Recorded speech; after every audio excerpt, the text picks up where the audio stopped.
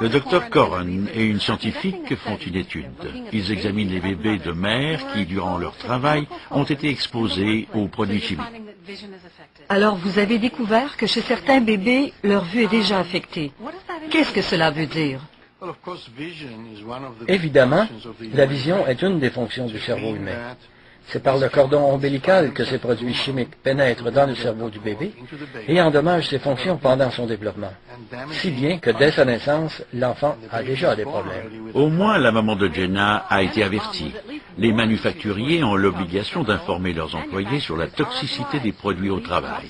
Mais en utilisant ces mêmes produits à la maison, les fabricants ne sont pas tenus de nous en informer.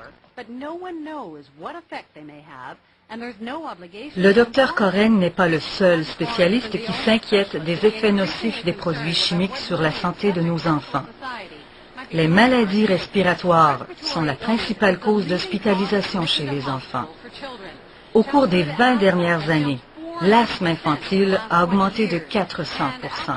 Après les blessures, le cancer est maintenant la principale cause de décès chez les enfants de 5 à 9 ans. Il est maintenant évident qu'il existe un lien entre les effets chroniques sur la santé des enfants et les produits chimiques dans notre environnement. Les sentez-vous? Oui.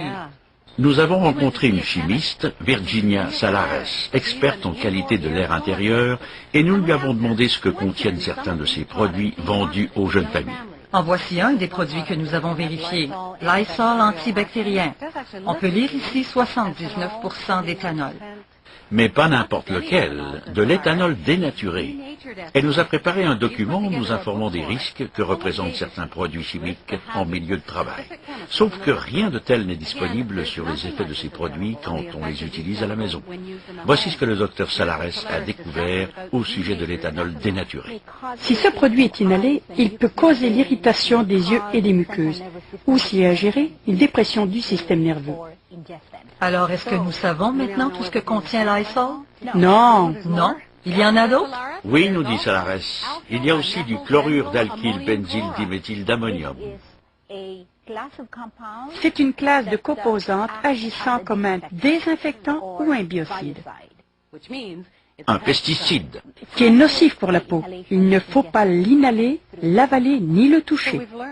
Alors, nous avons appris que ce produit peut causer l'irritation de la peau, des poumons et même avoir des implications neurologiques. Pourtant, l'étiquette conseille vaporisez-le là où sont les enfants, utilisez-le régulièrement. Est-ce vraiment une bonne idée? Veulent-ils en vaporiser dans l'air? Ou sur les jouets des enfants? Ou sur les surfaces qu'ils touchent? Veulent-ils qu'ils en respirent? Maintenant, les serviettes désinfectantes Clorox.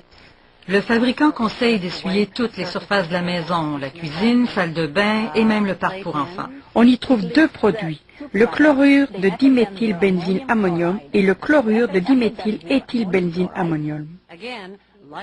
Encore des pesticides ayant des effets nocifs, comme dans le Lysol. Lorsque vous y trouvez un ingrédient chimique que vous ne connaissez pas, dont le nom est imprononçable et dont les effets vous sont inconnus, demandez-vous, devrais-je l'utiliser? En voici un autre produit, Pledge, qui ne liste aucun ingrédient. Il contient des silicones et du gaz butane. Comme dans un briquet? Oui, du gaz butane et du propane. Comme pour le barbecue? Exactement. Alors, quels sont les effets du butane et du propane? C'est un narcotique qui irrite les yeux et qu'il ne faut surtout pas respirer car il affecte le cerveau. Et qu'est-ce qu'on trouve dans les produits pour laver les vitres? Certains d'entre eux contiennent ce que l'on appelle des éthers glycoliques. Ces produits nous préoccupent car leurs effets sur la santé des employés qui sont exposés touchent leur système de reproduction. Voilà pourquoi l'industrie des semi-conducteurs les élimine progressivement. Les détergents à lessive et adoucisseurs de tissu? Je crois que les gens pensent qu'ils sont inoffensifs.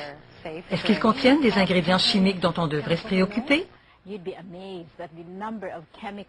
Vous seriez étonné de la quantité d'ingrédients chimiques qu'ils contiennent. Des oxydants, des parfums et des produits qui empêchent la saleté de se recoller aux vêtements. Il est impossible de rincer tous ces produits chimiques.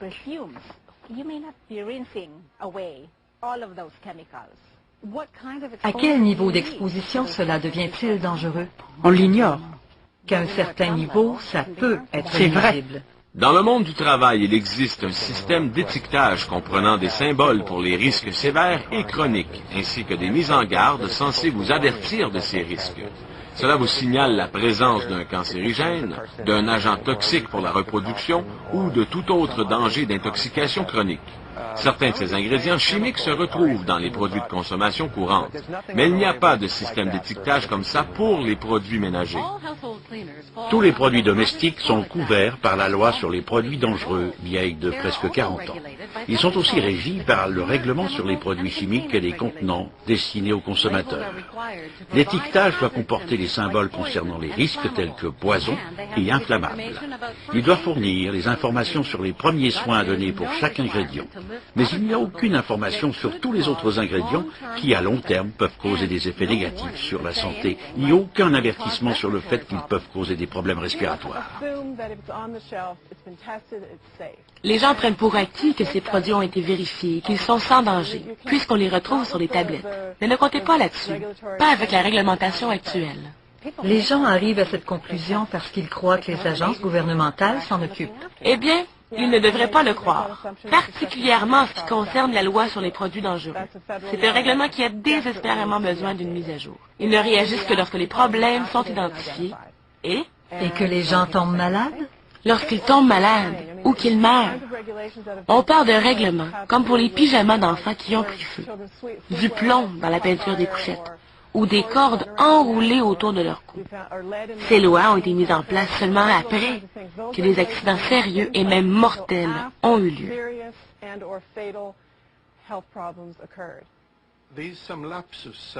Il y a des éléments qui manquent dans notre façon de penser. Je m'attends à ce que le gouvernement réglemente et fasse les expériences nécessaires avant que ce genre de produit ne soit utilisé là où vivent les enfants. Nous avons reçu un courriel de Santé Canada nous signalant que la responsabilité de déterminer les risques reliés à un produit chimique appartient aux manufacturiers ou aux importateurs. Nous voulions discuter avec Santé Canada au sujet de leur position concernant les inquiétudes soulevées dans ce reportage. Mais à maintes reprises, ils ont refusé d'être interviewés à la caméra. Les fabricants de Lysol, de Clorox et de Pledge, tout comme leur association manufacturière, ont prétendu ne pas être disponibles. Pour votre information, sachez que j'ai trouvé plus de 10 nettoyants différents chez vous. Entre-temps, chez les Saul, Sean a suggéré à Amanda d'éliminer certains de ses produits nettoyants. Je pense que je vais faire un ménage à travers tout ça et ne conserver qu'un ou deux produits efficaces. Et je vais aussi essayer de trouver des produits naturels. Lorsqu'il y aura une demande pour ces produits, l'industrie les produira. Amanda Saul a donc décidé de réduire le nombre de produits chimiques dans sa maison, mais elle devra le déterminer par elle-même.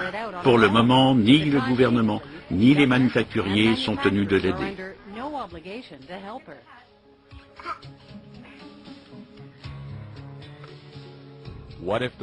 Si vous cherchez des solutions plus sécuritaires, plus efficaces et plus économiques, parlez-en à la personne qui vous a prêté ce reportage et cessons d'empoisonner nos enfants.